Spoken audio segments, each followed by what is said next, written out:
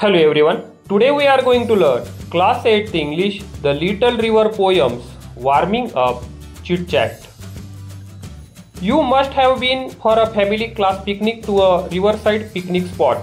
तुम्ही कधी ना कधी तुमच्या कुटुंबासोबत किंवा वर्गासोबत एखाद्या नदीकाठी सहलीला गेला असाल. Question number 1. What did you notice on the banks of the river? तुम्हाला नदीच्या काठावर काय काय दिसले? We noticed some trees, birds, domestic animals, rivers and children, and some women were washing clothes.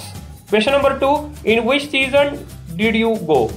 Was the river flow gushing or gentle? तुम्ही कोणत्या ऋतूमध्ये गेला होतात आणि त्यावेळी नदीचे पाणी जोरात वाहत होते की शांतपणे वाहत होते? We went in rainy season. The river flow was gushing in those days. Question number 3. Did you notice other people by the river? What were they doing? तुम्ही नदीकाठी इतर लोक बघितलेत का आणि ते काय करत होते? Yes, there were many people. Some were swimming in the river, some were fishing, some women were washing clothes, and some were enjoying the picnic. Question number 4. What should we do to make sure that rivers do not get polluted? आपण काय केले पाहिजे जेणेकरून नद्या प्रदूषित होणार नाहीत? We should not allow people to wash their clothes in the river. We should ban throwing household and industrial waste in the river. Question number 1A. Fill up the table of seasons in India. भारतातील ऋतूंचा तक्ता पूर्ण करायचा आहे. Time of the year: mid February to mid April. Season Vasant. English name spring. Number 2. Mid April to mid June. Season ग्रीष्म. English name summer. Number 3. Mid June to mid August. Season Varsha. English name rainy season. Number 4. Mid August to mid October.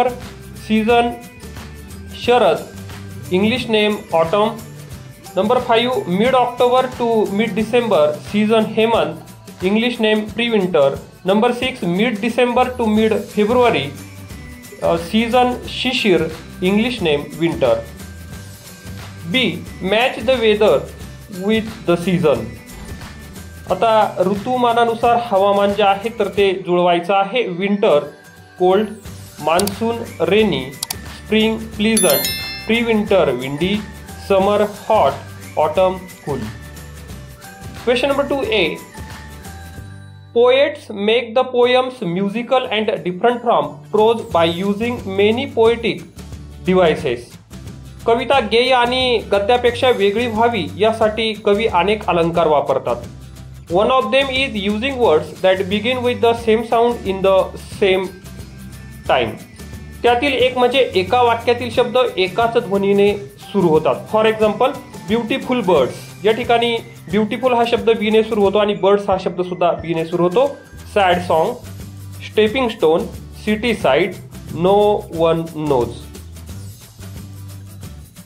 This device is called alliteration and belong to a set of similar devices named figure of speech. या अलंकाराला alliteration म्हणजे अनुप्रास अलंकार असं म्हणतात.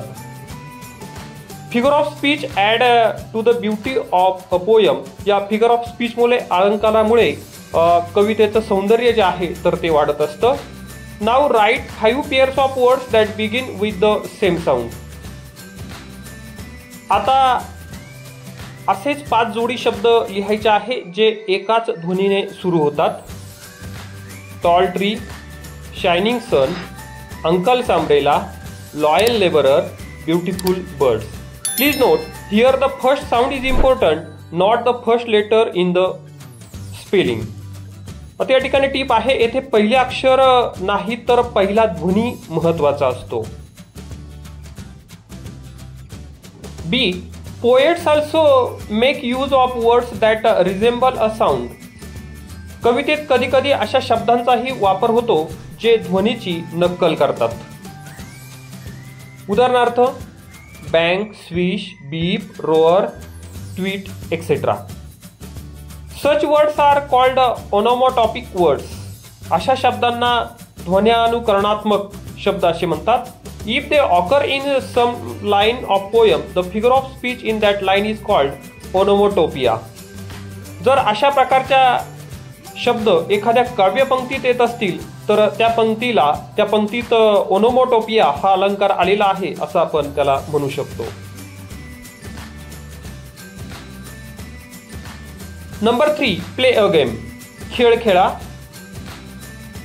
Set a time limit of 5 minutes using letters from the words onomatopoeia. Make as many as 4, 5, 6 letters words and write them down. The one who makes maximum number of words within the time limit is the winner.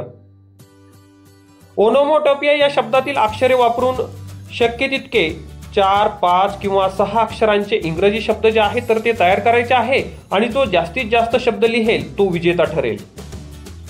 Open, onion, poem, patient, note अशा प्रकारचे तुम्ही वेगवेगळे शब्द जे आहेत तर ते लिहू शकतात. Thanks for visiting to our channel. Please like, share and subscribe our channel.